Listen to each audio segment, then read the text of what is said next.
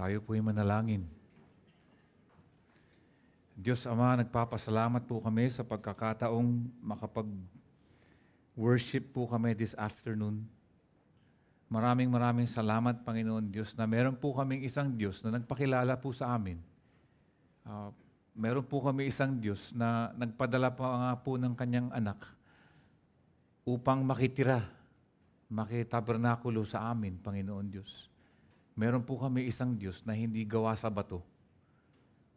Meron kami isang Diyos na nakikinig. Meron kami isang Diyos na nagliligtas. Meron kami isang Diyos na nagpapatawad ng aming mga kasalanan, Father. Thank you.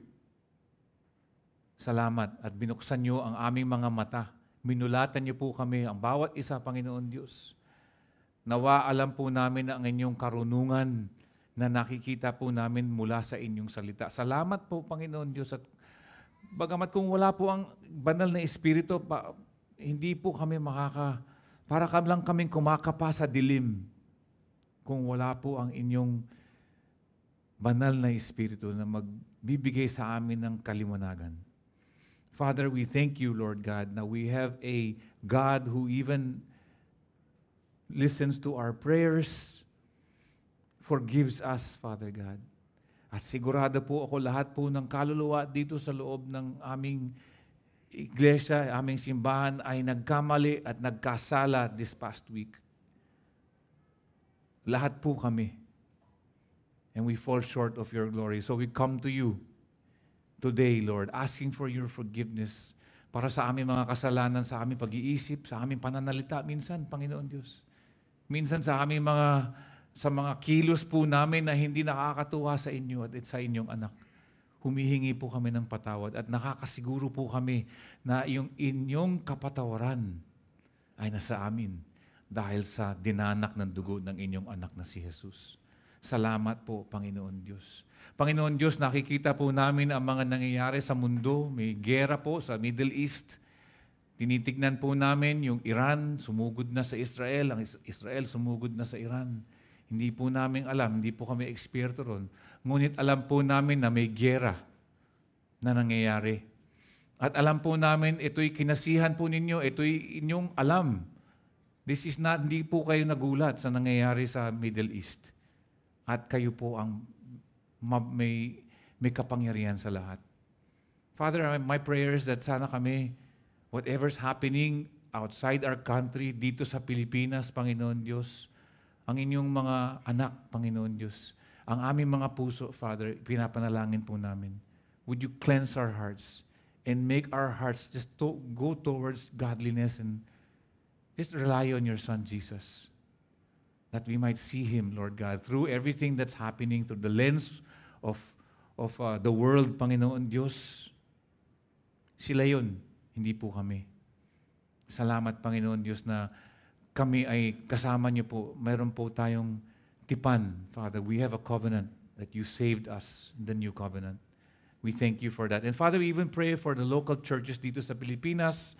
Nadalangin po namin kahit yung mga Kristiyano na nasa ibang bansa na may pag-uusig, Panginoon Diyos, bigyan niyo nga niyo sila ng lakas. Kung pwede nga, Panginoon Diyos, give them yung mga pagkakataon upang ipalaganap ang inyong salita sa pamamagitan, Lord God, ng kahit sa pag-uusig. Ganon din po ang inyong gawain, Lord God, sa aklat ng gawa. Nakita po namin, kumalat ang ebanghelyo dahil sa pag-uusig. Hindi po namin hinihingi ang pag-uusig. Hinihingi po namin yung pagkakataon makapagbigay ng gospel presentation to kahit magsimula po kami sa aming mga batahanan, sa aming mga opisina, sa aming mga eskwela, Father God, bigyan niyo nga kami ng lakas ng loob at pagkakataon, Panginoon, para dito. Natutuwa po kami na may baptism class po kami nung Sabado, kahapon, at itinataas ko po lahat ng mga nag-participate at nagpabautismo. Panginoon Diyos, maraming salamat sa mga gustong makipag-identify sa inyong anak sa kanyang kamatayan at kanyang muling pagkabuhay. Salamat sa mga sa Posadas family, Panginoon Diyos. 5 po ang nagpa-bautismo Kay Miko Torres, Panginoon Diyos, salamat. Kay J.B. Bernardo, kay Lawrence, Panginoon Diyos, nagpapasalamat po kami at gusto nilang mag-identify and publicly declare na sila po ay Kristiyano. Thank you, Panginoon Diyos. Tinataas po namin sila. Nawa, Panginoon Diyos, kayo na po bahala sa kanilang walk with you. Bigyan niyo nga din sila ng protection, Father God. At bigyan niyo sila sana ng karunungan mula sa inyong salita. Father, we thank you, and even sa aming pag-aaralan po ngayon, kailangan po namin ng banal na Espiritu upang magpaliwanag sa bawat isipan at sa bawat puso for today. And gusto lang po namin maitaas ang inyong anak na si Kristo Jesus. Salamat again for this afternoon and this opportunity. In Jesus' name we pray. Amen and amen. Ang title po natin ngayon, Karunungan Nagwawakas, Karunungan Nagliligtas. #Thank you, Ernie. Maaari po tayong tumayo ulit para sa salita ng Diyos. Ito naman hindi galing sa Kolosas, pero galing sa ating text for today, 1 Corinthians chapter 2, verses 6 to 10a. Okay, bakit may A? Ibig sabihin, hinati natin next week, 1 Corinthians chapter 2, 10b to verse 16 yon. No? So, ang gagawin po natin, kasi parang yung 9 and 10, magkasama po yun. At babasahin ko muna bago tayo magsimula. At ito'y 1 Corinto chapter 2, verses 6 to 10a. Verse 6, sabi dito, subalit sa mga may gulang, or mga mature, ay nagsasalita kami ng karunungan. Gayon may hindi ang karunungan ng panahong ito, o ng mga pinuno sa panahon ito, na ang mga ito'y mauuwi sa wala. Kung hindi nagsasalita kami tungkol sa karunungan ng Diyos na hiwaga at inilihim na itinalaga ng Diyos bago ang mga panahon para sa ikaluluhati natin. Walang sinaman sa mga pinuno ng sanlibutan ito ang nakaunawa nito, sapagkat kung naunawaan nila ay hindi sana nila ipinako sa krus ang Panginoon ng kaluwalhatian. Subalit kagaya ng nasusulat, ang mga bagay na hindi nakita ng mata at hindi narinig ng tenga at hindi pumasok sa puso ng tao ay ang mga bagay na ihinanda ng Diyos para sa kanila na nagmamahal sa Kanya. Ngunit ang mga ito ay ipinahayag sa amin ng Diyos sa pamamagitan ng Espiritu. Maaari na po tayong maupo, pagpalain po ang ating pagbabasa ng banal na Espiritu na mahal po natin, na alam po natin siya ang may kapangyarihan sa ating mga buhay. Pamilyar pa po kayo sa DIKW theory? Malamang hindi, no? Kanina nagtanong ako sa English. DIKW theory. DIKW theory or pyramid. Wala. Bawal mag-Google, Mamaya na kayo mag-Google. Babalo ka lang mag-search. Hey Siri, what does DIK? Ang DIKW is isang makamundong karunungan, way to gain wisdom, na makamundong karunungan. Many times, di ba, ginagamit po natin ang ating sariling karanasan, experiences, para maka-gain ng wisdom. Ngayon, pag mabilis kayo mag-Google, alam niyo na kung ano yun. D stands for data. Or sa Tagalog, datos. I stands for impormasyon. K stands for knowledge, o sa Tagalog, kaalaman. And W stands for wisdom. Sa Tagalog, karunungan.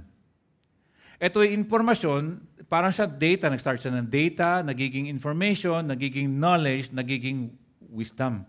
Ang bawat bloke, data pa lang, ay isang hakbang patungo sa mas mataas na antas. Yung data, damihan mo yung data, makakakuha ka ng knowledge. Yung knowledge, damihan mo yung knowledge, makakakuha ka ng impormasyon, makakakuha ka ng data, magiging impormasyon. Yung impormasyon, damihan mo, magiging knowledge or kaalaman. At yung kaalaman, damihan mo, ay magiging wisdom. At alam mo, hindi naman galit si Jesus dito sa mga ganito dahil nakikita po nga po natin sa Mateo chapter 16, nung kausap niya po ang mga religious leaders, binanggit na niya sa mga religious leaders, sabi niya, tignan mo nga yung mga ulap, tignan mo ang himpapawid. I'm sure you will be able to tell between kung babagyo yan, excuse me, at ulan o sa magandang panahon, sa fair weather. Sa amin, sa Las Piñas, alam na po namin yan, malapit na po kami sa Roas Boulevard, hindi naman ganun kalapit. Ngunit pag kami nakakaamoy ng tubig alat, alam po namin, dala yun ng marapit ng umulan, we smell the rain is coming. So ano nga yun? Yung data nun is, alam namin, umuulan. Ang information namin, pag nakaamoy kami ng ulan, nakaamoy kami ng tubig alat, alam namin, sa aming knowledge, malamang uulan yan. Di ba? At yung knowledge na yan, magiging wisdom kung gumawa tayo ng something para hindi tayo magulat dun sa ulan. Ang ibig sabihin, ang wisdom nun, mula sa data, magiging information, magiging knowledge, ang wisdom nun, abay, tatanggalin ko na yung mga nakasampay ko. Kasi baka maulanan ang aking mga damit. Ganon din po, ang wisdom ng mundo, hindi naman po kasi lahat ng karunungan o wisdom ng mundo ay masama. Sabi ko nga kanina, gumagamit ako ng basketball analytics na ehemplo. Ang halimbawa ko kanina is, kunyari, shooter ka, kagaya ni Steph Curry, at yung percentage mo ay more than, take note, 35%, ng tinitira mo sa 3 points ay pumapasok, 65% ay hindi, mas maigi yun kaysa sa isang tumitira sa loob ng 2-point shot ng 50%. Kasi at the end of the day, pag pinagdagdag mo yung mga puntos, mas marami kang makukuha production mula sa 3 points na 35% laban sa 2 points na 50%. 50%. Sa 2 tira, isa papasok, di ba? So kapag kinumpute mo yun, ang ginagawa po namin is, tawag doon, basketball analytics. Ang data, kinukuha namin, nagiging information, ang information, nagiging knowledge, at ang wisdom na yon ay, nako, shooter pala si Errol. Hindi ko pwedeng pabayaan tumira. So tatakbo ko sa kanya, hindi ko siya patitirahin ng 3 points, guguluhin ko, para mag-dribble siya pumunta sa 2 points. Yun ang wisdom. Nagagamit po natin yun sa tunay na buhay at hindi naman natin sinasabing masama yun. Ang tatakdaan natin, ang tatatakan natin ng masama is yung makamundong karunungan or wisdom, worldly wisdom, na may spiritual attributes, may spiritual effect. At mamaya pupuntahan po natin yun. Pero ang sinasabi ko lang po, ang wisdom, hindi po natin, iba po yung worldly wisdom sa karunungan ng Diyos. Dahil sa kabilang banda, ang sinasabi po ng ating mga talata, ang karunungan ng Diyos ay ipinahahayag ng Kanyang Espiritu sa pamamagitan ng Kanyang salita. Gaano man karaming libro ang basahin mo, gaano karaming data, information, knowledge ang makukuha mo, hindi din po siya pupunta sa wisdom, godly wisdom. Bakit? Kasi sinabi ng ating talata sa verse 10, wisdom, ang karunungan, ay nanggagaling po sa banal na Espiritu. Ang mga talatang ito, pinag-aaralan natin, dapat simple lang talaga. At sana maging simple. Kanina parang ang feeling ko hindi simple, pero mukhang simple naman, hindi ko alam. Pero dito sa hapon, sana dapat simple lang. Kung ano ang sanang isang simpleng pagbabalik sa argumento mula nung chapter 1 ng 1 Corinthians, ang dami nagkakamali dito sa 5 verses na ito. Minsan, yung mga ginagawa ito patungkol sa langit, sa eternal life, ngunit hindi po yun talaga ang ibig sabihin. Dahil may mga salita na karunungan, misteryo, nakatago, spiritual, Parang nalilito yung mga commentators. Pero pag titignan natin, ang nangyari dito ay matapos punahin ni Pablo ang na sinasabi natin, karunungan ng mundo, nililinaw ni Pablo na hindi naman siya galit sa karunungan. Siyempre, ang pinagmulan natin dito sa chapter 1, verses 18 to 25, yung God's folly or yung kahangalan ng Diyos. Ang hirap nga naman i-explain sa mundo di ba? Isang ipinako sa krus na Mesiyas.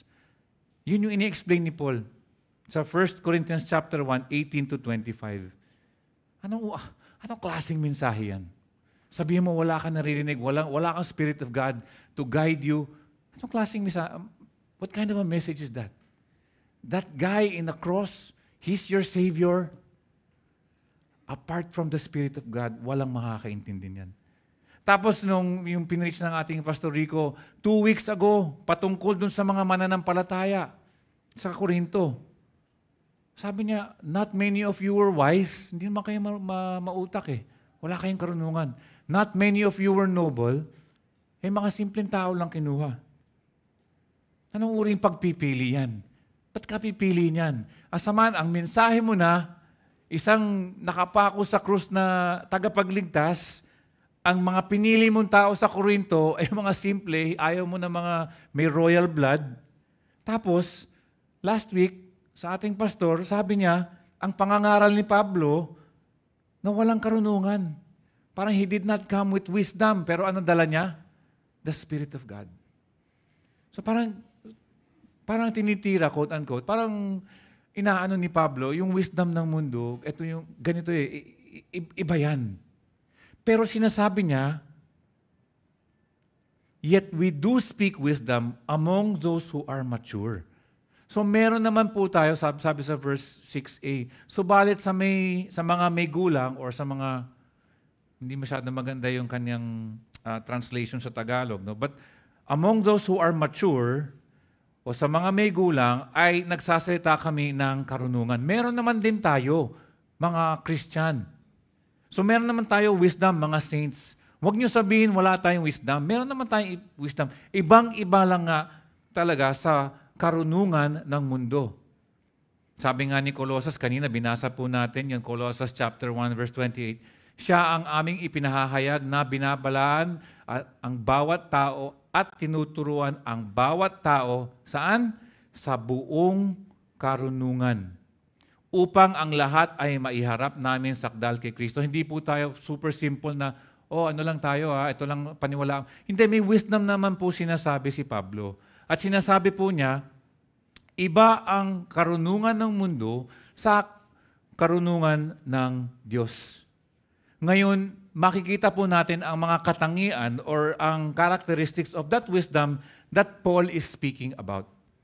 Sabi nga ni James, he calls it the wisdom from above. Dito, tawagin na lang natin, makadiyos na karunungan. At ngayong araw na ito, bago po ako magpatuloy pa, ito ay isang apila sa bawat isa sa inyo. Bata, matanda, ayoko nang gumano kung saan. Nag-aapila po ako na magtiwala po tayo sa karunungan ng Diyos. Magtiwala po tayo sa karunungan ng Diyos. Yun po ang aking apila. Yun po ang aking pakay for today. That we trust His wisdom and His ways. At ito ang mga katangian na makadiyos. Ito ang mga characteristics of godly wisdom or mga katangian na makadiyos na karunungan. Nakikita po natin sa verse 6b.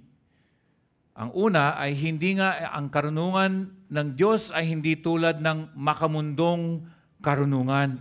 Iba po sila.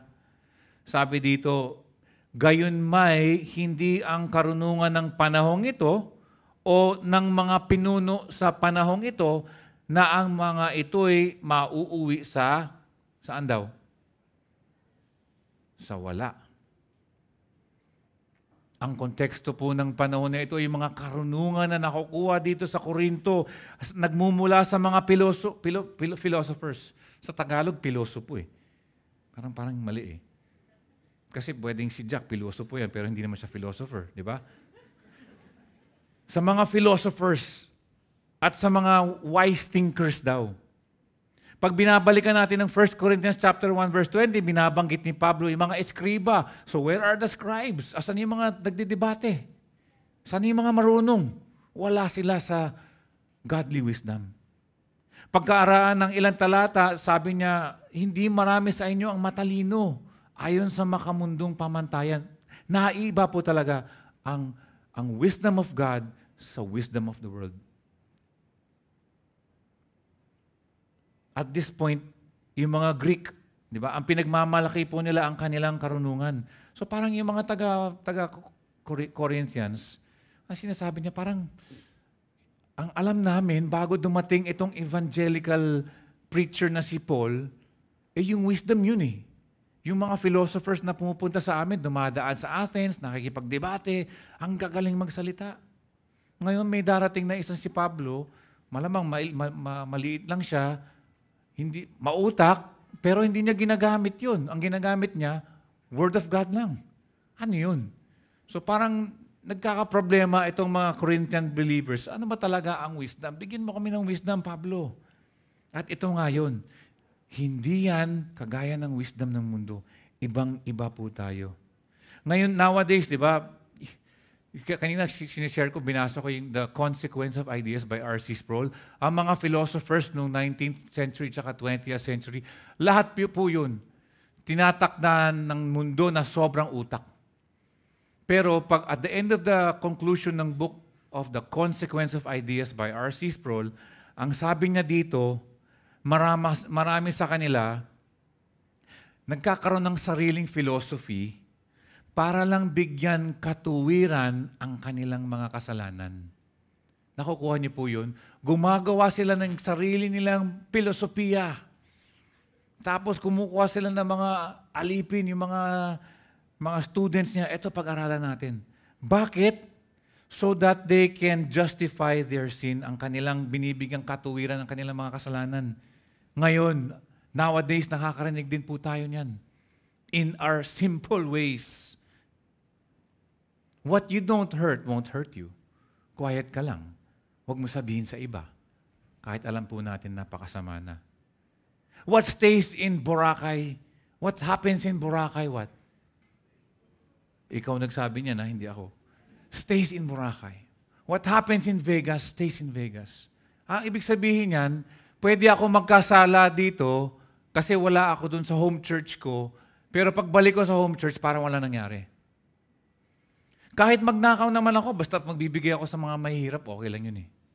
Magbibigay ako ng tithes, andun yung tithe box sa likod.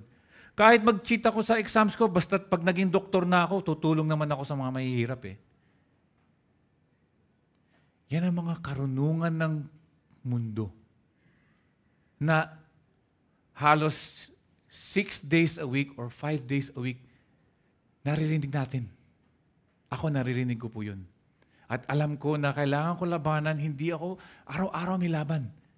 Ito lang, Sunday magpipreach ako. Ito ang pinakamadaling araw para maging makadiyos. Bakit? Kasama ko kayong lahat eh. Wala naman temptation ditong magsabing, magiging makamundo ako. Hindi eh. Magkakasama tayong lahat. But on the other days, ito yung mga araw na tayo yung naiiba. Yung maraming beses, hinihiwalay tayo ng mga ibang mga kasama natin sa trabaho. Ginagawa tayong kakaiba. Sinasabi na tayo yung killjoy. Sinasabi nila na iba ka. Tayo naman, patay na patay, makiisa sa kanila. Hindi naman, mag-joke, makikitawa tayo. Mga kapatid, ang dala-dala po natin kapag tinanggap mo yung Ebanghelyo, ang walang hanggan karunungan na mananatiling totoo hanggang sa katapusan ng panahon. Yun ang dala natin. Kaya ang atin ay hindi isang karunungan na kagaya ng kanila para lang sa age na ito. Ang matalino sa panahong ito ay hindi na matalino 20 years from now. Wala na. Iba na yun. It is different. Hindi tulad ng makamundong karunungan ang ating godly wisdom. Sabi pa nga sa verse 7, di ba? Ito yung second point po natin. Yung una is, it is different, magkaiba. Pangalawa is, itong godly wisdom ay inilalantad, misteryong nailantad. Sabi sa verse 7, kung nagsasalita kami tungkol sa karunungan ng Diyos na, hiwaga at inilihim na itinalaga ng Diyos bago ang mga panahon para sa ikaluluwalhati natin. Sabi dito, we speak God's wisdom in a mystery. Isang misteryo. Ngunit inilantad na sa pamamagitan ni Kristo Jesus. Ang karunungan ng Diyos ay hindi parang secret.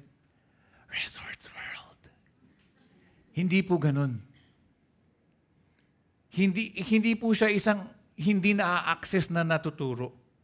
Hindi po yun ang ibig sabihin. Ang ibig sabihin po dito sa second point po natin, yung mga nakaraan ay na hindi natin alam ay nire-reveal na ng ating Panginoon.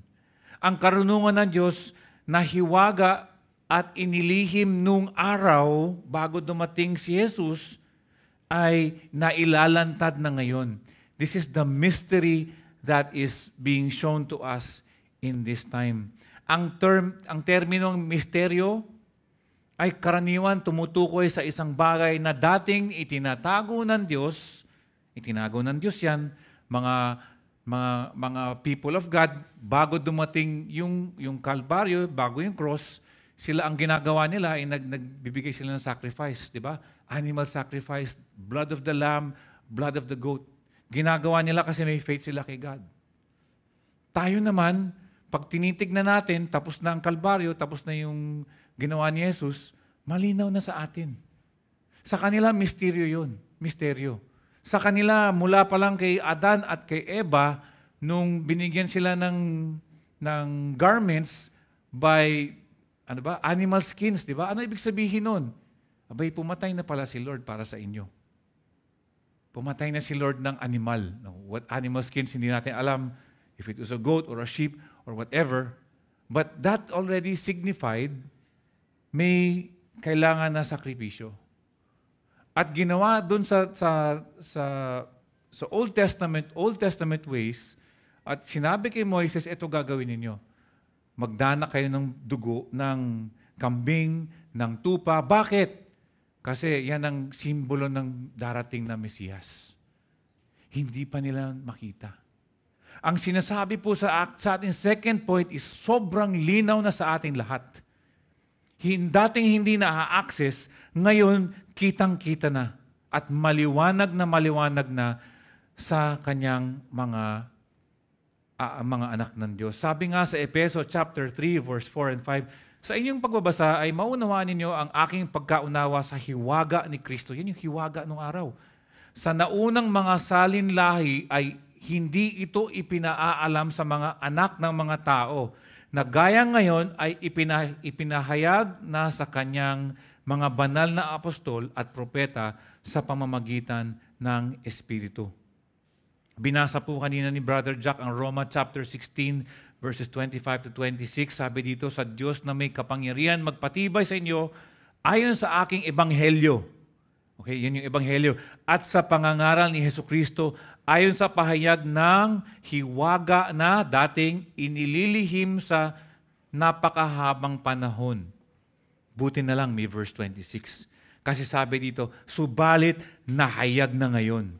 At sa pamamagitan ng mga kasulatan ng mga propeta ay ipinakikilala sa lahat ng mga bansa tungo sa pagsunod sa pananampalataya ayon sa utos ng Diyos na walang hanggan.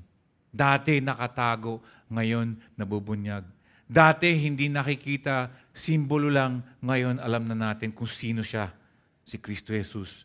Yun ang misteryo. Parang ramdam ko, alam mo, nung binabasa ko ito, ramdam ko yung galak at yung saya ni Pablo. Tandaan natin yung kanyang pananaw. Hindi siya lumaki ng Roma Katoliko na meron talagang bata pa lang tayo, alam natin, may Holy Trinity, Christ died on a cross, ganyan. Parang tanggap na natin eh. Para kay Pablo, iba ang kanyang worldview. Para kay Pablo, iba. Hindi niya inabot yung bata pa lang siya, sinasabi ng may Kristo. Di ba? Parang sa kanyang kaligtasan sabi, naku, ganun pala yun. Ganun pala yun. Dating misteryo biglang ipinahayag sa lahat ng mga Kristiyano. Ganun pala. Kaya na lang isusulat niya sa taga-Roma, sa Colosas, sa Efeso, sa Corinto, binabanggit niya itong misteryong ito. This is the mystery. Kaya kitang-kita mo yung galak niya. Tayo talagang bata pa lang, we take it for granted eh. A crucified Messiah. Kaya isipin mo nga, totoo. Subukan natin minsan na sabihin yun sa ibang tao. Parang hirap eh. At dapat, we don't take this for granted. Kanina umaga sinabi ko rin, isang katotohanan, hindi naman kailangan magpakilala ang Diyos eh. Sa kanyang sarili. Pwede siyang lumikha ng buong sansinukob o buong universe at sabihin niya, ayoko magpakilala eh. Bayaan mo sila. Walang Savior. Pwede naman yun eh. And He would still be perfect. Ngunit, ginawa niya. Nagpakilala siya. Maaari namang nananatiling misteryo ang Diyos at tinago niya sarili niya sa atin, ngunit hindi niya ginawa yun. Hindi kailangan ipakita ng Diyos ang kanyang sarili. Kahit pagdating sa Exodus chapter 4, burning bush, hindi naman kailangan niya gawin yun eh. O magdisenyo ng isang buong tabernakulo at saka isang templo. Di ba? Tabernakulo, kusang mahahayag ang kanyang presensya. Hindi na kailangan gawin yun. Hindi nga niya kailangan magpadala ng isang anak na makikiisa sa atin kung hindi niya nais. Ngunit nais ng Diyos na ipakilala ang kanyang sarili at gayon pa man sa isang mas personal na paraan, ang misteryo na yon ay inaihahayag ni Kristo Jesus. May tinatawag po tayo sa theology, progressive revelation. At ito naman, simple lang naman, ang progressive revelation is that the sections of the Bible in the earlier text, in Genesis chapter 1, is different dun sa Revelation chapter 1. Di ba? Magkakaiba yun. Kumbaga, progressive, nagpapakilala ang ating Diyos sa Old Testament. Mas kilala siya pagdating ng Exodus, pagdating ng New Testament, mas kilala pa siya. Ngunit hindi po natin sinasabi, yung Old Testament, hindi totoo yun. Ito pala yun, yung New Testament. Hindi. Progression na nagpapakilala ang Diyos from less information in the Old Testament to more information or full information in the New Testament. Alam niyo po mga kapatid, sa church history, pag pinag-iisipan ninyo, ang rason kung bakit maraming catechism, partly is because nobody had their own Bibles. So, ginagawa niya, okay, bago ako mag-ano, kailangan may question and answer na kailangan mong tandaan to. Memorization tayo. Okay, what is the chief end of man? Di ba? Pag ganun eh. Bakit? Wala naman silang access ng Bible eh. Ngayon tayo today, ilan Bible ang nasa bahay ninyo? Mahigit 10. Sa amin, ilan MacArthur Bible? Hindi ko nasasabihin, baka manghingi pa kayo. Ilan tablet, o kaya cellphone, o kaya ano ng dami natin eh. Fuller and fuller revelation. And yet there is more. Because in the next age, God will even reveal Himself as He lives with us forevermore. Dating hindi natin nakikita, ito yung misteryo. Ngayon nakikita na natin. Ang third point po natin patungkol sa godly wisdom o kaya sa makadiyos na karunungan is ito'y mula sa simula itinadhana. Kumbaga, one of our favorite words, predestined. Determined before time began. Tignan natin yung second part ng verse 7, na itinalaga ng Diyos bago ang mga panahon para sa ikaluluwalhati natin. which in English, which God predestined before the ages of our glory. Ano po ang pinag-uusapan dito? Ano po ang itinalaga? Ang ating kaligtasan? Hindi. Although tama din po yun. It's not the doctrine of predestination ang pinag-uusapan natin dito. What is being, ang itinalaga dito is yung karunungan ng Diyos. Matagal na itinuturing na ni Pablo na ang activity ng Diyos, sinasabi niya, kung saan makikita natin sa Calvary or sa pamamagitan ng pagpapako sa krus, ay itinakda niya ang walang hanggang kaligtasan para sa kanyang mga tao. This truth ay, ibig sabihin niya, ay that godly wisdom, yun po ang itinalaga. Kumbaga, yung plano ng Diyos, nandun na, matagal na. That godly wisdom was there a long, long time ago. Kaya nga pagdating ni Kristo sa Lucas chapter 24 verse 7, sabi niya, alam na niya yung plano na ang anak ng tao ay kailangan ibigay sa mga kamay ng mga makasalanan at ipako sa krus at muling mabuhay sa ikatlong araw. God is, God was, and God will be in control of everything. Kung ang Diyos ay walang control at hindi nakakatakda kung anong mangyayari, kung gayon ay hindi niya malalaman kung anong mangyayari ngayon at bukas. Anything could happen. Ang mga hinaharap na bagay na tinalakay sa Biblia, mga hinaharap, yung mga future things na tinalakay sa Biblia, ay magiging tunay na hula lang. Magiging hit or miss kung hindi niya kailangan kontrolado ang mundo.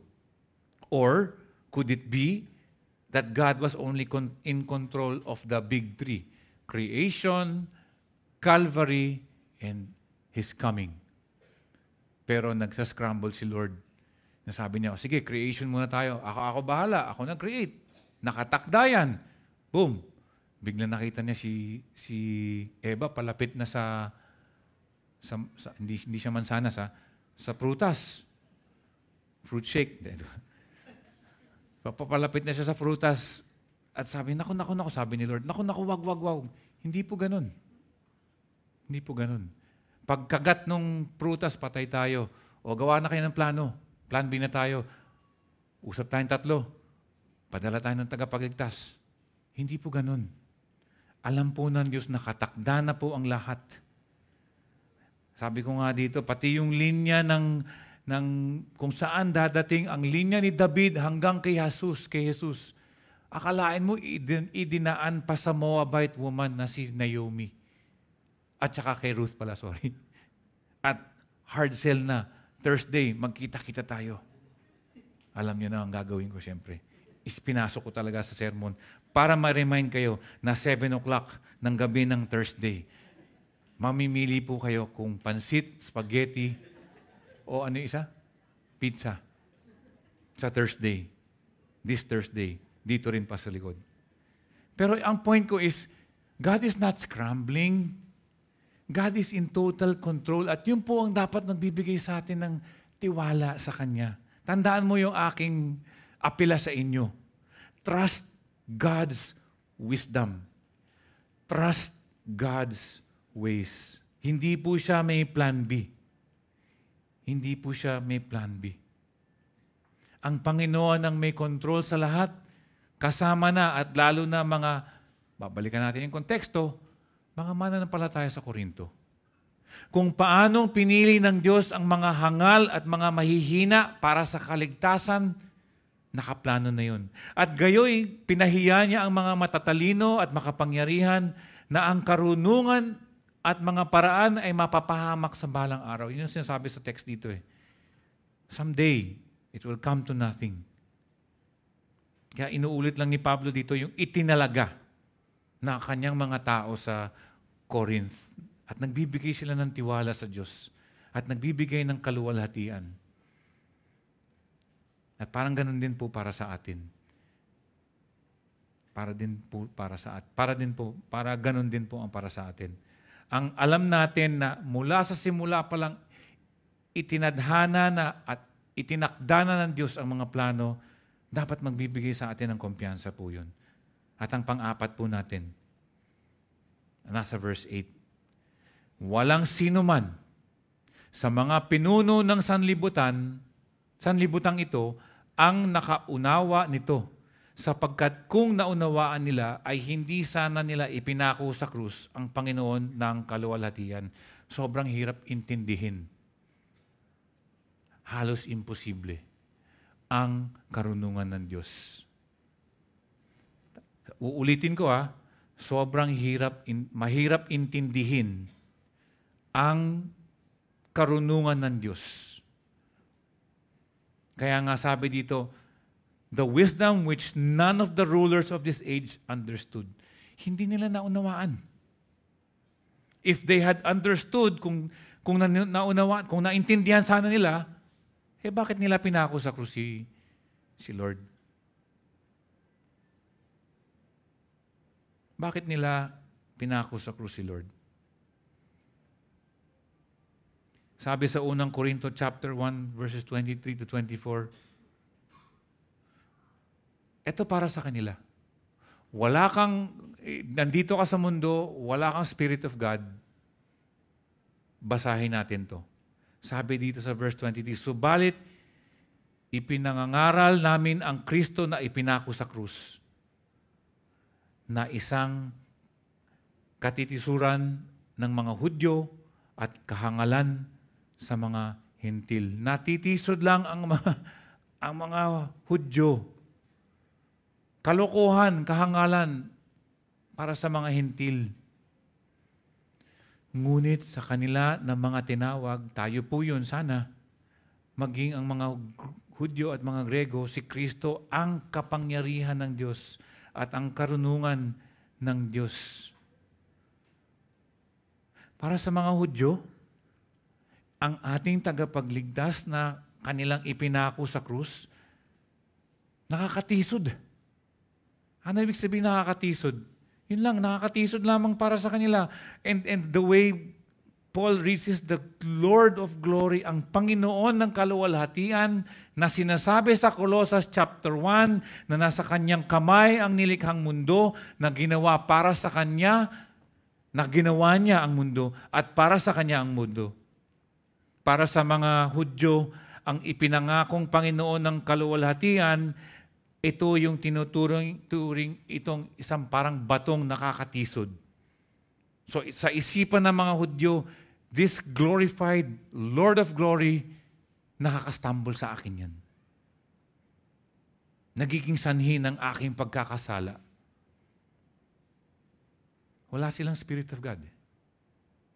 Para sa mga Hentil, ito ay magiging kamangmangan o kahangalan or kalokohan. Naalala natin, pupuntahan natin yung Acts chapter 26. Ito ang context ito. No? Kausap ni Pablo dito, nakakadena siya dahil sa kanyang pananampalataya, dahil sa kanyang pag-share ng gospel, ay sinusubukan niyang ipaliwanag ang kanyang wisdom of God sa hari at saka gobernador si Festus at saka si Agrippa para sa kanyang kalayaan. At dito, tignan natin yung kanyang storya, di ba? Habang sinasabi niya ang mga bagay na ito, sa kanyang pagtatanggol, ay sinabi ni Festo nang may malakas na tinig, Pablo, ikaw ay, ano daw? Wala ba dyan? Ayaw niyo lang sabihin, ano? Pablo, ikaw ay, yun, ayoko sabihin kasi. Ang labis mong karunungan ay siyang nagpapabaliw sa iyo. Ngunit sinabi ni Pablo, hindi ako baliw. Ikaw ang baliw. Hindi, sinabi niya. Kagalang-galang na Festo. Hindi ako baliw. Kagalang-galang na Festo. Kung mga salita ng katotohanan at katuwiran ang sinasabi ko, hindi sila nagkakaintindihan. Sapagkat nalalaman ng hari ang mga bagay na ito. At sa kanya'y nagsasalita ako ng buong laya, sapagkat naniniwala ako na sa kanya'y walang nalilingid. Testing ko lang kayo. Sa mga bagay na ito, sapagkat ito'y hindi ginawa sa isang sulok. So, kausap niya yung governor, si Festus, humarap siya, magkasama si governor tsaka si King Agrippa. Sabi niya, Haring Agrippa, naniniwala ka ba sa mga propeta? Nalalaman ko, naniniwala ka. Sabi ng King Agrippa sa kanya, sa maikling panahon ay hinihikayat mo akong maging Kristiyano? Sabi ni Pablo, loobin nawa ng Diyos na sa madali o matagal man ay hindi lamang ikaw, kundi maging ang lahat ng mga nakikinig sa akin ngayon ay maging katulad ko naman, maliban sa aking mga tanikalang ito. Itong nakaposas kasi siya nun. Brothers, try. Kapag walang Spirit of God, ganyan yung mga sagot sa atin. Baliw ka. Ang karunungan ng Diyos ay isang bagay na walang sino man sa mga pinuno ng panahong ito ang nakakaunawa. Yan ang sabi sa verse 8. Walang nakakaunawa. Bakit? Wala silang Spirit of God. Ang katotohanan ng mensahe ng Ebanghelyo, ang pinakamahirap tanggapin bilang karunungan. Ang hirap tanggapin. What in particular? Crucified Messiah? Tagapagligtas mo na matay, pinahako sa krus? Hirap nun. Para sa mga kasamahan natin, sa Christendom, hindi Christianity, sa Christendom, mga kaibigan natin, mga Roma Katoliko, mga Iglesia ni Cristo, ang pagkakaiba po natin, tayo ay hindi nakikilahok sa sariling kaligtasan. Para sa kanila, hindi nila kayang lunukin yun. Kailangan may gagawin silang konti. 99% God, 1% Brother Jack. Ang bawat relihiyon, kabilang ang marami sa mga Kristiyano ay nabibiktima sa katotohanan na kailangan mong gumawa ng konti. Isang maliit na bagay. Totoo naman, kailangan nating lahat gumawa ng bagay, ngunit hindi para sa ating kaligtasan, kung hindi dahil sa ating kaligtasan. Because He lives, because He saved me, therefore I will do this. May chronological order po tayo. Ang tagapagligtas sa krus ay ang sobrang mahalagang katotohanan na hindi ka maaaring maging neutral. Dead ma lang ako mga bro. Okay kayo. Church ka, okay. Nung klaseng music ka dyan, type ko yan. Di ba? Hindi pwede. Tulad ng sinasabi ng ating pamagat, yung isang karunungan ay nagliligtas. Yung isa, magwawakas. Sabi sa Acts chapter 4, walang ibang pangalan. There's no other name under heaven sa pamamaraan by which we must be saved. It's either or. Sabi ko nga kanina, yung mga tao sa Gospels, di ba? Yung mga children in the marketplace. Sabi doon, we played a flute and you did not dance. We sang a dirge and you did not weep. Ang pagwawalang bahala lang, deadma lang. Hindi po tayo pwede maging deadma. There's no such thing in terms of this crucified Lord of glory. It's either you believe or you don't. It's either if you believe, then what now? Then how shall you live? Hindi pwedeng, I believe, pero ganito pa rin ang buhay ko. And in this particular instance, sinasabi sa atin ni Pablo, na hindi lang, if you're not for Him, walang neutral, you're definitely against Him.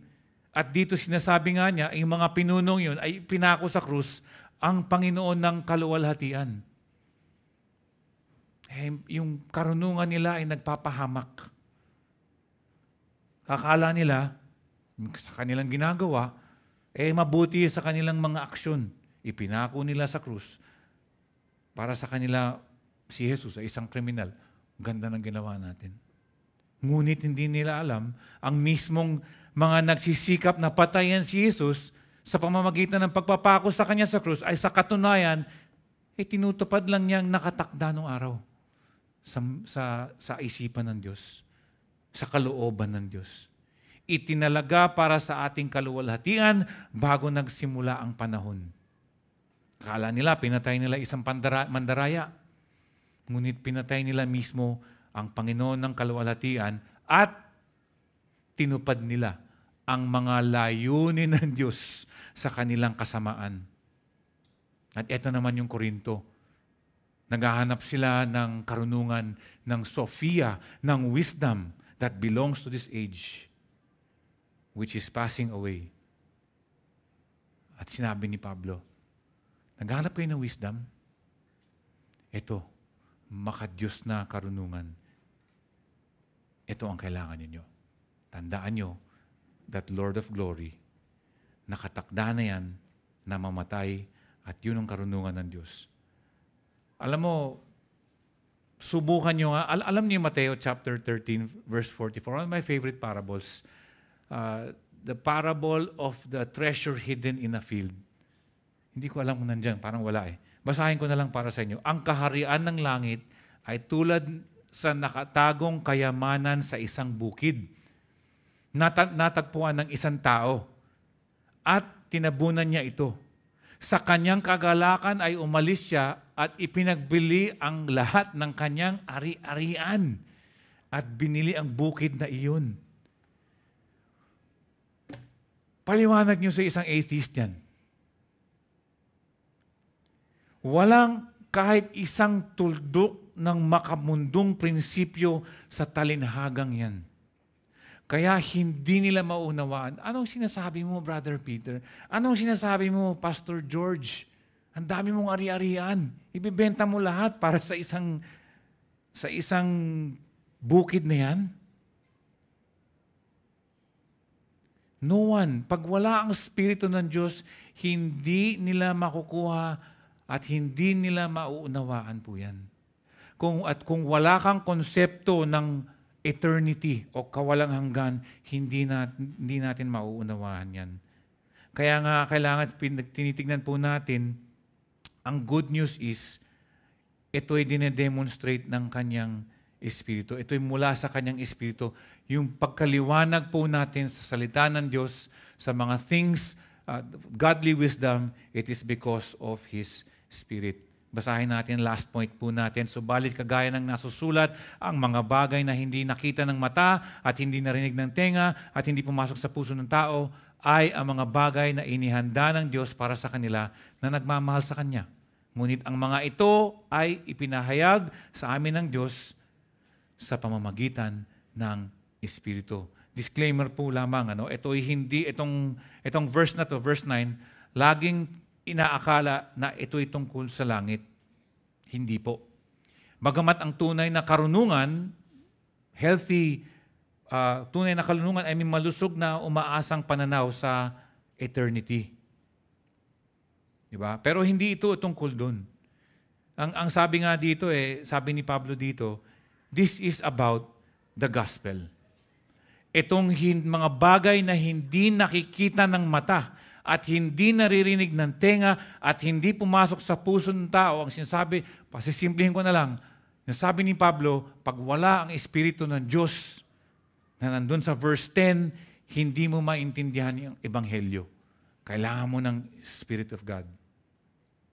Kailangan mo ng Spirit of God. Ang mga bagay na hindi nakikita ng mata, ang hindi naririnig ng tenga, at hindi pumasok sa puso ng tao dahil wala silang Spirit of God. Tandaan natin, ang verse 9 and verse 10a ay konektado, kaya para bang sinasabi niya, itong mga tao sa kasalukuyang panahon ay hindi nila nauunawaan, hindi nila nakikita ng kanilang mata, hindi nila naririnig, at hindi papasok sa kanilang puso, ay wala silang Spirit of God. Hindi nila maririnig yan. Hindi nila maobserban ng mga mata. At ang karunungan ng Diyos ay hindi maiisip sa mapamagitan lamang ng worldly thoughts. Ang kasalukuyang kapanahunan nito, kasama ang lahat ng makamundong karunungan. Ipagsama mo lahat, you will still not get to godly wisdom kapag wala ang Spirit of God. Ngunit nga may pag-asa dahil may Spirit of God. Sapagkat sa last verse natin, verse 10a, ngunit ang mga ito ay ipinahayag sa amin ng Diyos sa pamamagitan ng Espiritu ng Diyos. Ang dahilan kung bakit walang nakakakita, walang makakakita sa talata chapter 9, sa talata 9 ay dahil hindi ito nakikita ng walang illumination or pag-iilaw. Ang karunungan ng Diyos na itong subject ng verses 6 to 10 ay malalaman lamang ng mga tao ng Diyos if they have God's Holy Spirit. Ito ay nagpapaalala po sa atin nung kausap ni Jesus, si Nicodemo, sa Juan chapter 3, verse 5. At malapit na po tayo matapos. Sumagot si Jesus, katotohanang sinasabi ko sa inyo, maliban ang isang tao ay ipinanganak ng tubig, which is yung parang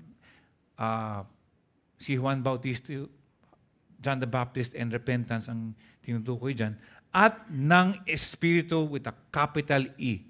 Hindi po yun mga kapatiran natin si EJ at si Eva. At ng Espiritu, hindi siya makakapasok sa kaharian ng Diyos. Hindi lang mahirap sa fourth part natin, kung hindi imposible. And the only reason why all of us ay makakakita at masasabing mauunawaan ko ang Mateo chapter 13 verse 44 na nagsasabing ibebenta ko lahat ng bagay para makuha ko itong isang bukid. Kapag wala kang Spirit of God, hindi mo maunawaan yan. Ngunit meron tayo. Kaya nauunawaan natin, mas importante ang Diyos kaysa sa lahat ng ating pag-aari. Simple lang para sa atin yun. May Spirit of God tayo. Di ba?